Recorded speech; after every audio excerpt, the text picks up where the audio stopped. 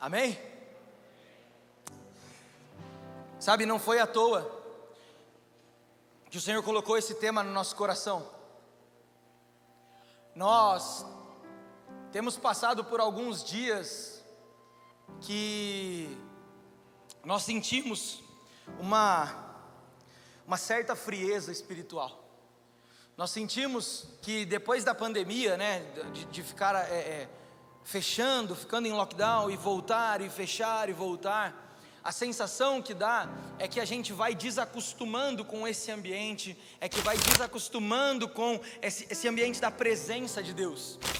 E então, em reunião, né, com a liderança, a gente entendeu o Senhor nos chamando para um novo lugar, para um novo nível. E há 2 semanas atrás, se eu não me engano, nós estávamos no louvor, e foi incrível, assim como hoje, e o Senhor falou com a Val. Ela via o céu, o teto aqui aberto, como se ela pudesse ver o céu, e uma voz, a voz de Deus vinha para ela, e falava assim: eu estou começando algo novo, vocês vão participar? E ela perguntou de novo aquela voz: eu estou começando algo novo, vocês vão entrar? E sabe, não tem como a gente responder outra coisa a não ser: eu quero, Senhor. Não tem como a nossa comunidade, a nossa igreja responder outra coisa a não ser: eu te desejo, Senhor. Eu quero fazer parte daquilo que o Senhor tem construído. Eu quero fazer parte daquilo que o Senhor está fazendo. Eu quero estar contigo. E então nós entendemos que nós precisamos acender um fogo em nosso coração. E eu creio que durante toda essa série nós vamos ter palavras maravilhosas que vão nos ensinar a como queimar e como manter a chama acesa, sobre sacerdócio. Nós vamos aprender muitas coisas boas, mas hoje eu quero compartilhar com vocês o que eu entendo como um fundamento na vida de quem está em chamas. Então, como é a primeira e a abertura, eu quero falar do porquê. O que nós queremos dizer com estar em chamas? Quando nós usamos essa figura em chamas, é para você imaginar no seu coração o literal: alguém queimando, alguém pegando fogo. Porque quando alguém está pegando fogo, o que está acontecendo? Alguém está sendo consumido por uma substância, alguém está sendo consumido por algo, no caso o fogo. Mas quando nós estamos aqui reunidos e queremos estar em chamas, não é diferente.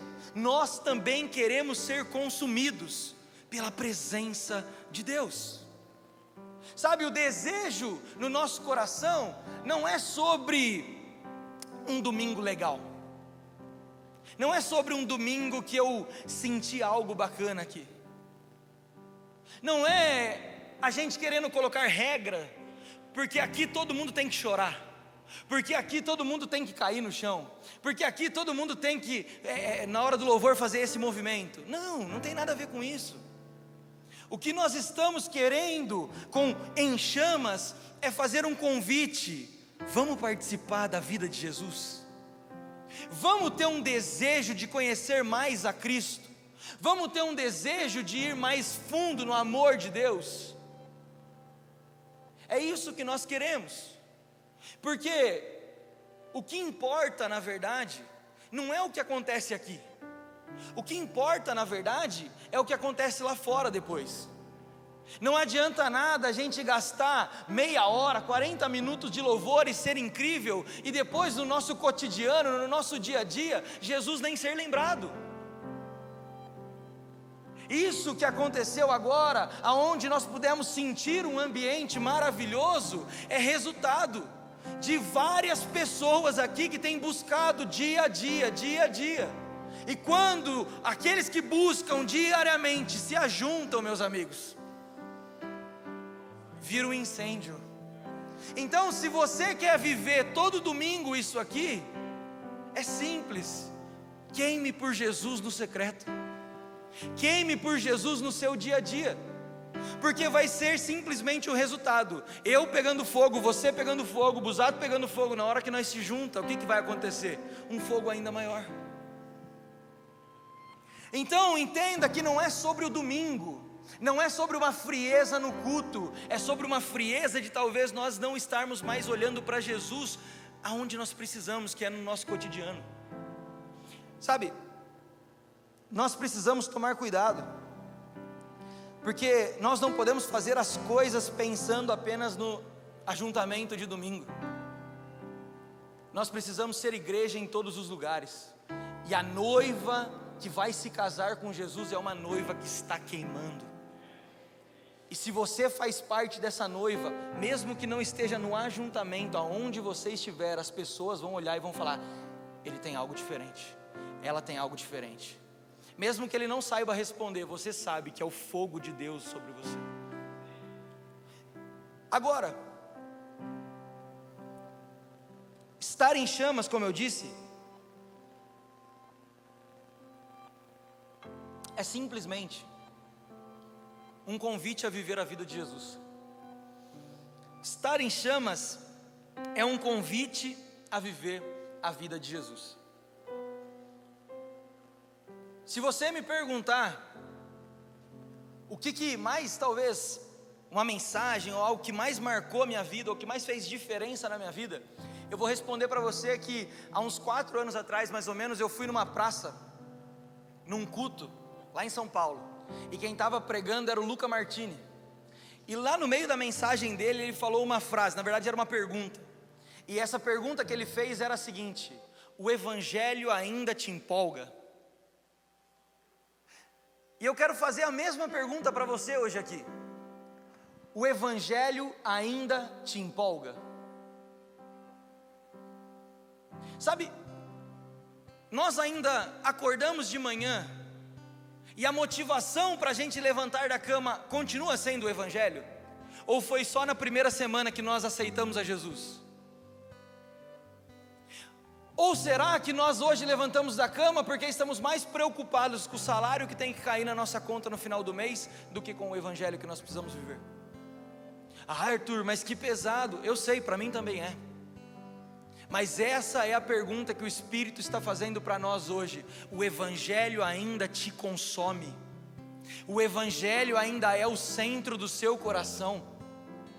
Porque se de alguma forma nós deixamos o evangelho de lado, o evangelho não é mais aquilo que tem consumido a nossa vida, então nós perdemos o foco, então nós paramos de olhar para Jesus.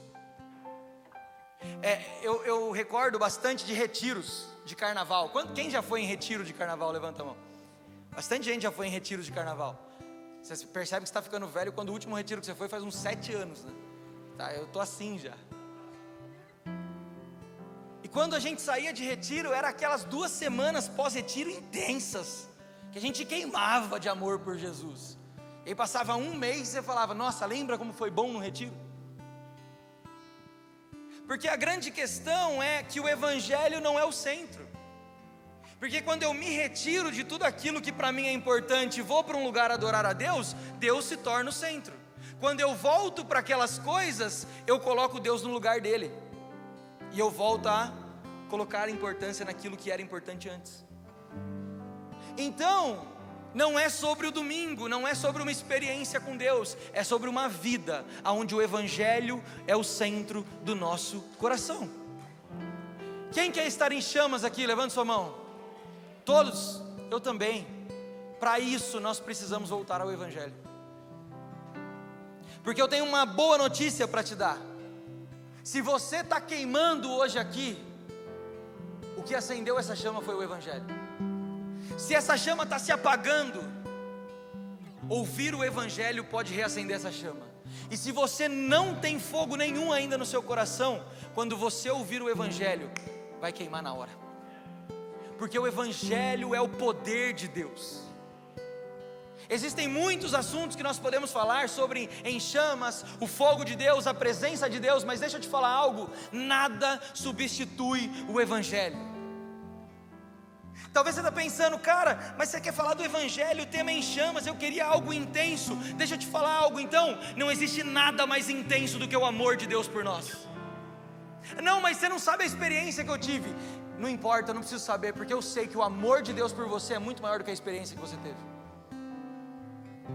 Então hoje, eu quero dar 2 lições que nós precisamos aprender, se nós queremos viver em chamas. duas lições que nós precisamos aprender se queremos viver em chamas. Sabe, são lições que, se você olhar na história da igreja, desde os homens da Bíblia até os grandes homens dos dias de hoje, todos eles entenderam essas duas coisas. E eu peço para você abrir comigo sua Bíblia em Romanos capítulo 5.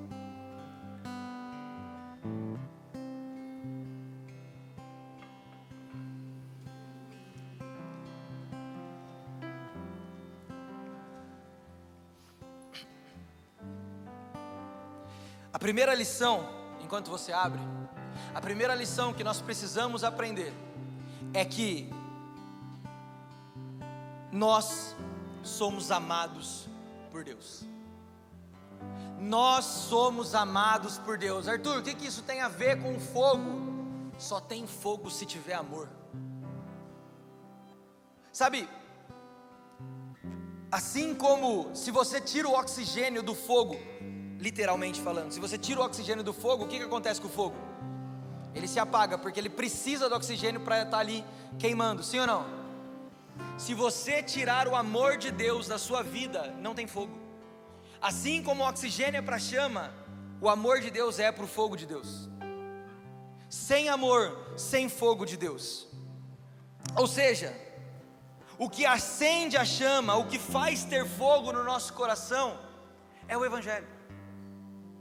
É o Evangelho de Deus. Agora tem um porém. Saber que nós somos amados, ultimamente ficou muito fácil.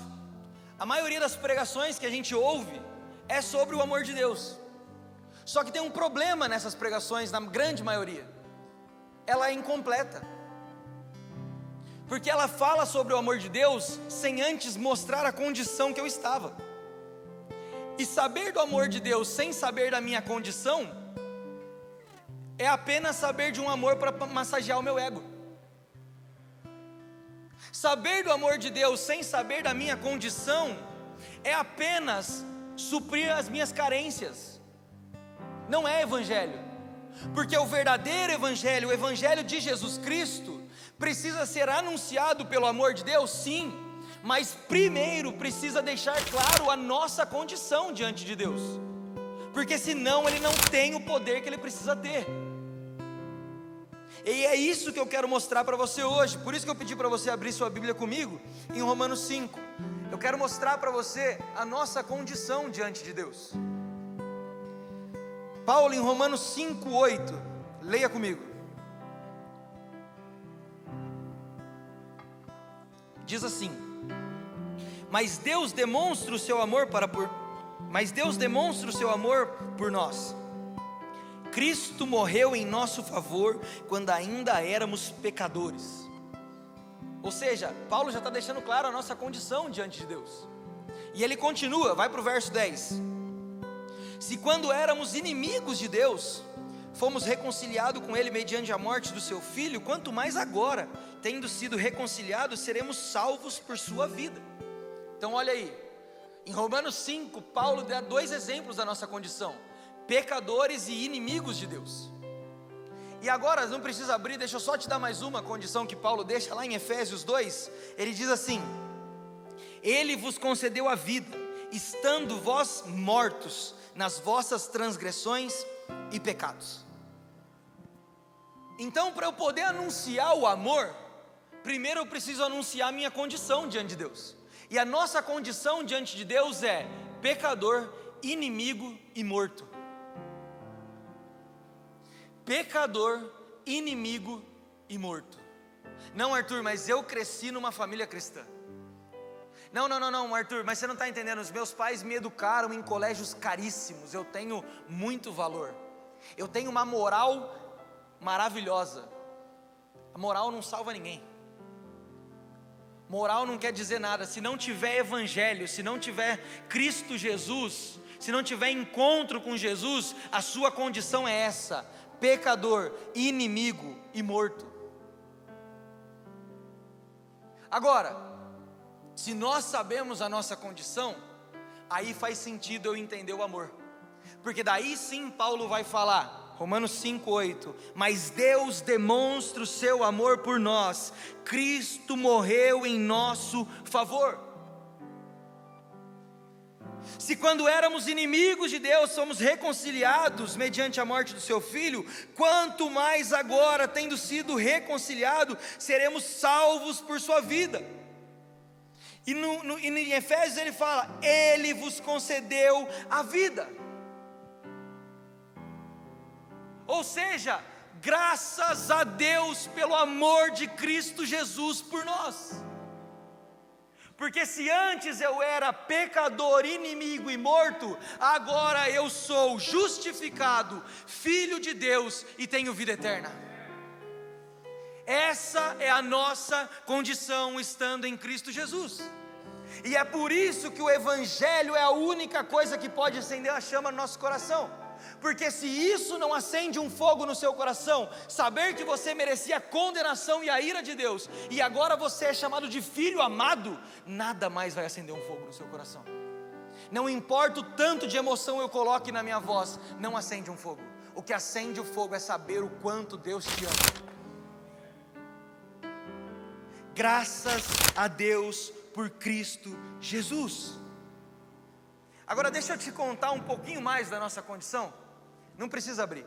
Romanos 8 vai dizer assim: portanto, agora já não há condenação para os que estão em Cristo Jesus, porque por meio de Cristo Jesus, a lei do Espírito da vida me libertou da lei do pecado e da morte.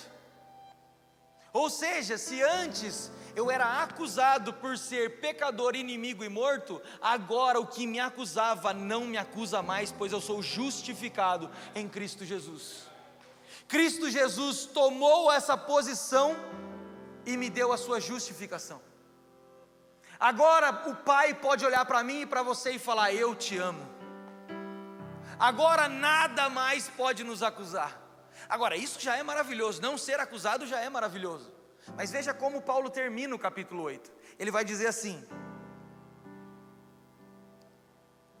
pois estou convencido de que nem morte, nem vida, nem anjos, nem demônios, nem o presente, nem o futuro, nem qualquer poder, nem altura, nem profundidade, nem qualquer outra coisa na criação será capaz de nos separar do amor de Deus que está em Cristo Jesus nosso Senhor. Sabe, às vezes eu comparo esse capítulo 8 de Romanos como um tratado de paz para a nossa alma. O capítulo 8 de Romanos é como um tratado de paz para o nosso coração. Porque ele começa dizendo: nada mais pode te acusar, não existe mais condenação. E ele termina dando a melhor notícia de todas, que agora, além de não me acusar, nada mais pode me separar de Cristo Jesus. Sabe qual era a única coisa que podia me separar de Cristo Jesus e não está nessa lista? O pecado. Mas graças a Deus por Cristo Jesus, que foi pendurado na cruz do Calvário e levou sobre ele as nossas transgressões.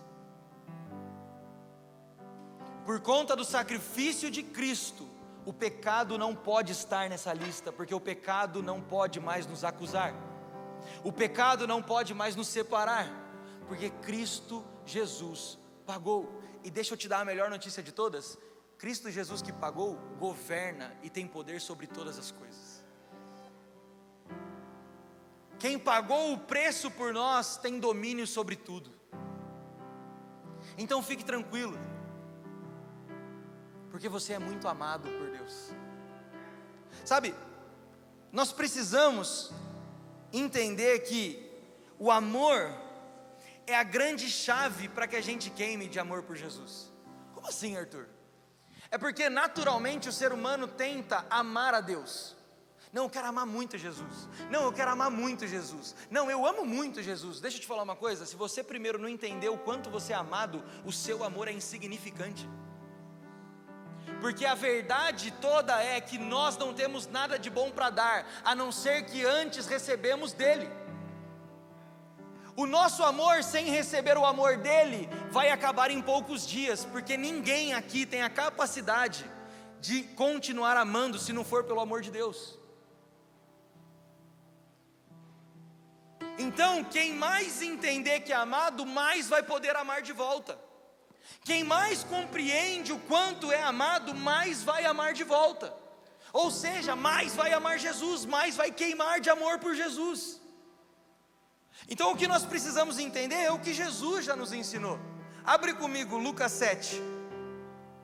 Lucas capítulo 7, verso 37.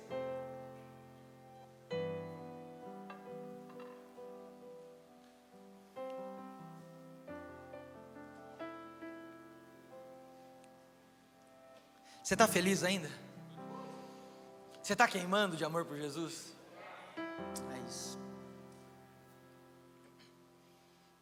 Lucas 7, 37 diz assim: ao saber que Jesus estava comendo na casa do fariseu, certa mulher daquela cidade, uma pecadora, trouxe um frasco de alabastro com perfume, e se colocou atrás de Jesus a seus pés.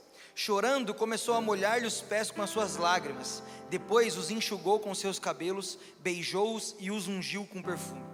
Ao ver isso, o fariseu que havia convidado disse a si mesmo: se esse homem fosse profeta, saberia quem nele está tocando e que tipo de mulher ela é, uma pecadora. Respondeu-lhe Jesus: Simão, tenho algo a lhe dizer. Diz-me, mestre. 2 homens deviam a um certo credor, e um devia 500 denários e o outro 50. Nenhum dos dois tinha como lhe pagar, por isso perdoou a dívida dos dois. Qual deles o amará mais? Simão respondeu: suponho que aquele a quem foi perdoado a dívida maior. Você julgou bem, disse Jesus. Em seguida virou-se para a mulher e disse a Simão: vê essa mulher? Entrei na sua casa, mas você não me deu água para lavar os pés. Ela, porém, molhou os meus pés com as suas lágrimas e os enxugou com seus cabelos. Você não me saudou com um beijo, mas essa mulher, desde que eu entrei aqui, não parou de beijar os meus pés. Você não ungiu minha cabeça com óleo, mas ela derramou perfume em meus pés. Portanto eu lhe digo, os muitos pecados dela lhe foram perdoados, pelo que ela amou muito. Mas aquele a quem pouco foi perdoado, pouco ama. Isso é uma chave do Evangelho. Jesus aqui está dando uma chave para mim e para você. Se nós ganharmos a consciência da onde nós estávamos e do quão perdoado nós fomos, mais o amaremos de volta. Sabe, nesses últimos dias, Deus tem me feito lembrar muito, cara, de um período onde eu fiquei fora da igreja. Sabe, eu fui criado numa família cristã. Eu fui criado com valores cristãos. Eu fui criado pela minha avó todos os dias às 6 da tarde orar e adorar a Deus. Eu fui criado nesse contexto. Mas chegou um momento na minha vida que tudo parou de fazer sentido. Parecia que a minha vida com Deus tinha sido uma mentira. E então eu guardei um dinheiro, fui tirar minha cidadania na Itália. Chegando na Itália, onde eu não tinha mais ninguém para colocar a minha máscara de crente, eu comecei a beber, eu comecei a sair com mulheres, eu comecei a usar droga. E depois da Itália ainda fui para outro país, para a Irlanda, e aí piorou mais ainda a minha situação. E depois eu retornei ao Brasil, e quando eu retornei eu não conseguia voltar para Jesus. Porque para mim era tudo uma farsa. Para mim tudo que eu tinha escutado desde pequeno, que eu seria um pregador, que eu seria um homem de Deus, que Deus tinha um propósito na minha vida, um plano para mim tudo aquilo era uma besteira. Mas quando eu tive um encontro verdadeiro com a graça de Jesus, cara, tudo fez sentido. E hoje, quando Jesus me lembra do que aconteceu, Ele me lembra para que eu volte a amá-lo mais. Porque como eu sou sujo sem Jesus, cara. Como eu fui profundamente tomado pelo pecado sem Jesus. E como Jesus foi bom de guardar a minha vida. Esses dias eu estava conversando com algumas pessoas e a gente chegou na seguinte conclusão: talvez se eu tivesse um pouquinho mais de dinheiro na época eu tinha até morrido. De tão perdido que eu estava. Então a grande questão é: Deus me perdoou muito, cara. Como eu não vou retribuir esse amor? Se Deus me amou muito, me perdoou muito, como eu não vou retribuir a esse amor? Agora, você consegue entender que não tem nada a ver com o seu desejo de amar, e sim com o seu entendimento do quão amado você é? Então antes de querer queimar, queira entender o quão amado você é. Ah, Arthur, mas como eu vou saber como eu sou amado? Gaste tempo com as Escrituras, passe tempo com Jesus. Cara, Ele deixou um livro falando sobre o amor dEle por você. sobre o sacrifício de Cristo Jesus. Nós precisamos ir profundo no amor. E quando nós ganhamos essa consciência, quando nós entendemos que não é sobre o quanto eu amo, e sim quanto Ele me ama, o nosso nível de amor vai muito mais profundo. O nosso nível de entendimento e paixão vai muito mais profundo. Sabe, eu amo o que Agostinho escreveu em um de seus livros.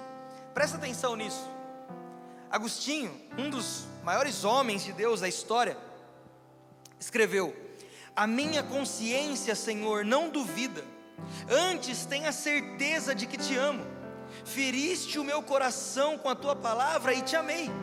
O céu, a terra e tudo que nele existe, dize-me por toda parte para que eu te ame.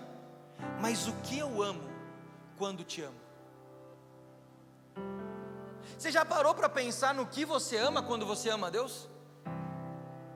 Ou você só está querendo queimar?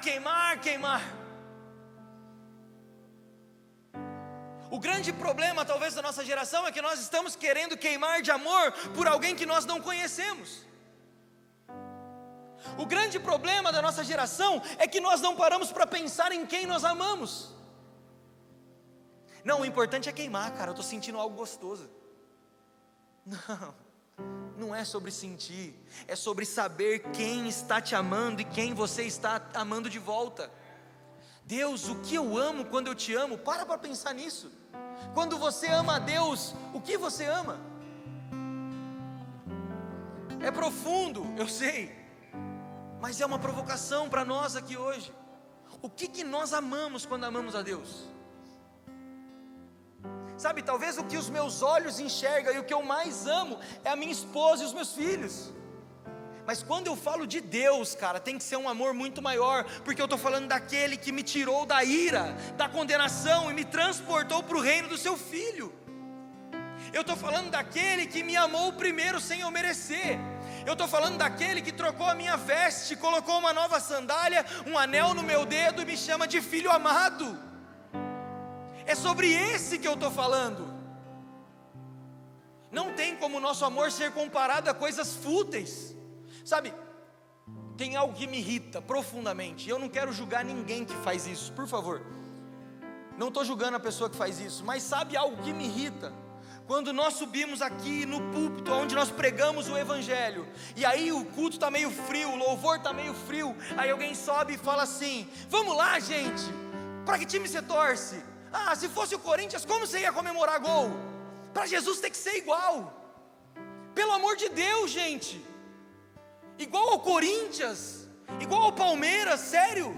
Nós estamos diminuindo o nosso amor, a nossa resposta ao Deus que nos salvou por uma coisa tão fútil.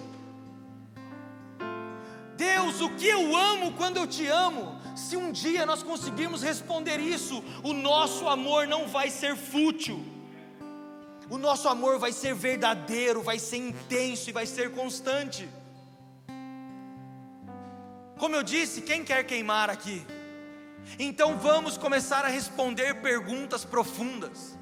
Sair do raso, sair do Jesus te ama. Porque saber que Jesus te ama, todo mundo aqui já sabe. Agora, o que você tem respondido ao amor que Ele te deu primeiro? Sabe, tem pessoas que falam assim: eu não quero voltar para Jesus agora, porque eu vou ter que abrir mão de muita coisa. Então, você não quer voltar para Jesus, você quer voltar para a religião. Porque quando nós falamos de renúncia, eu não estou falando sobre deixar algo gostosinho que eu faço para trocar pela religião. Eu estou falando de renunciar a algo que no meu coração me mata, porque eu encontrei o verdadeiro amor da minha vida. O Evangelho de Deus é renúncia? Sim, por quê? Porque é a forma que o ser humano tem de responder ao amor que ele recebeu primeiro. Quando nós compreendermos o Evangelho, então a nossa chama será acesa. Quando nós compreendermos a nossa condição antes do encontro com o amor de Jesus, quando o amor chegar até nós, a nossa chama será acesa. É sobre isso. Estar em chamas é sobre o amor. Não existe chama sem amor. Então deixa eu te fazer um convite. Se você hoje aqui Talvez você está me assistindo, ou vocês estão aqui presencialmente. Se tem alguém aqui que quer voltar para Jesus hoje, volte para Jesus e não para uma religião. Descubra o relacionamento com Jesus, o amor que Ele tem por você, porque renunciar a algo, deixar de fazer algo, não é pesado. Pelo contrário, é maravilhoso, é prazeroso, porque nada se compara a esse amor. Nada se compara a esse amor. E por que essa chama tem a ver com o Evangelho? Porque o Evangelho é poderoso o suficiente para fazer a minha vida e a sua vida queimar por toda a eternidade. Nós não precisaríamos de pregação, nós não precisaríamos de uma canção. O Evangelho é suficiente. A boa notícia da salvação, o amor de Deus por nós é suficiente para nos fazer queimar eternamente. Vocês estão entendendo? É suficiente. Você está feliz ainda? Segunda lição. Nós precisamos entender que para estar em chamas, para viver em chamas, esse fogo tem um propósito. Essa vida em chamas é para um propósito. Nós não podemos diminuir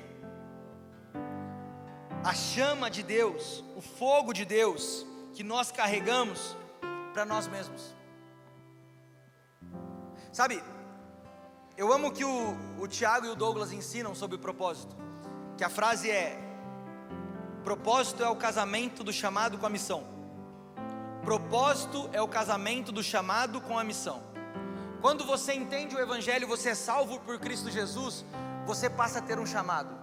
Talvez hoje você está numa dúvida terrível. Meu Deus, eu preciso descobrir qual é o meu chamado. Deixa eu já adiantar para você. Seu chamado é ser sacerdote. Ponto final. É isso que eu e você somos chamados a fazer. Sacerdotes de Deus. Nós ministramos o coração do Pai. É isso que Ele nos chamou para fazer. E nós temos uma missão, que é estabelecer a vontade dEle na terra, para que aqui na terra aconteça como Ele deseja no céu. Essa é a nossa missão, estabelecer a vontade de Deus na terra. E o nosso chamado, ministrar o coração de Deus, ser sacerdote. Agora, qual é o propósito? O propósito é o fogo que nós carregamos. Porque desse fogo é o que nós vamos conseguir tirar desse chamado, desse tempo com Deus, no secreto. Vai queimar algo no nosso coração, para que então a gente leve e faça acontecer na terra a vontade de Deus. Sabe, o fogo não é para eu e você sentir algo legal dentro do quarto. O fogo, a chama de Deus não é para a gente sentir algo legal no culto. O fogo de Deus é para a gente anunciar o que transformou a minha e a sua vida para as pessoas que estão lá fora. É isso o fogo de Deus. O que tem queimado em nós tem que ser grande o suficiente para tocar quem ainda não entrou aqui. Sabe, Deus não vai nos dar Bragança. Deus já nos deu Bragança. E nós só vamos tomar posse de Bragança, transformar Bragança, quando o nosso fogo estiver grande o suficiente para tocar as pessoas lá fora. Sabe de uma coisa? Deus não vai nos dar o Brasil. Deus já nos deu o Brasil. Não é uma política que vai mudar o Brasil, é o Evangelho que transforma as pessoas. E só vai transformar as pessoas quando o fogo que arde em nosso peito for grande o suficiente para tocar quem está lá fora. Então o fogo não é para meu prazer, o fogo é para um propósito. Quer ver um exemplo disso? Os profetas. Imagina milhões de pessoas, ninguém estava queimando de amor por Deus, mas tinha um homem, os profetas. Os profetas estavam queimando. Estava ou não estava ali? Os profetas estavam queimando. Agora, o profeta estava queimando para sentir um prazer? Não. Porque diferente do que talvez eu e você muitas vezes pensamos sobre o profeta, que fala a respeito dos mistérios de Deus e do futuro, profeta na verdade é aquele que alinha a vontade de Deus na terra, que traz o alinhamento do céu. Então se o profeta estava queimando, não era para sentir prazer, mas para entender o que Deus desejava e trazer essa vontade para a terra. Se não, veja aqui, Jeremias capítulo 20, verso 9, olha isso, olha o que Jeremias fala. Mas se eu digo, não o mencionarei mais, falando de Deus, não mencionarei mais o seu nome, é como se um fogo ardesse em meu coração, um fogo dentro de mim. Eu estou exausto tentando contê-lo, mas já não posso mais. Gente, vamos lá. É como um fogo ardendo dentro de mim, e eu tento contê-lo, mas eu não posso, porque ele é grande o suficiente para vazar pela minha vida. É sobre isso o fogo de Deus. É sobre levar esse fogo para as pessoas. Por que nós queremos estar em chamas? Porque nós temos muito trabalho a ser feito. Porque tem muitos filhos perdidos que ainda não sabem que são filhos de Deus. Porque nós precisamos revelar esse amor que nos transformou. Arthur, mas eu não sei o que fazer. Deixa eu te falar uma coisa. A transformação que Jesus causou na sua vida já é pregação o suficiente para você transformar a vida de muita gente lá fora. Se você não sabe algo da Bíblia para falar, se você não tem uma boa comunicação, se você não prega, deixa eu te falar uma coisa: conte o que Deus fez na sua vida. Isso é resultado suficiente para transformar quem está do seu lado. Deixa o fogo de Deus fluir em você. Deixa o fogo de Deus fluir em você. Não podemos conter, cara. É um fogo maravilhoso que queima no nosso peito. Qual que é o perigo, gente? O prazer que tem no fogo. Porque quando nós falamos de fogo, nós falamos de presença, existe um prazer gigantesco nisso. Não deixe o prazer que há nisso tirar o foco de cumprir um propósito. O fogo não é só para você, ele é para você também, mas é para você compartilhar com os outros. Amém? Você está feliz? Fica de pé para a gente encerrar.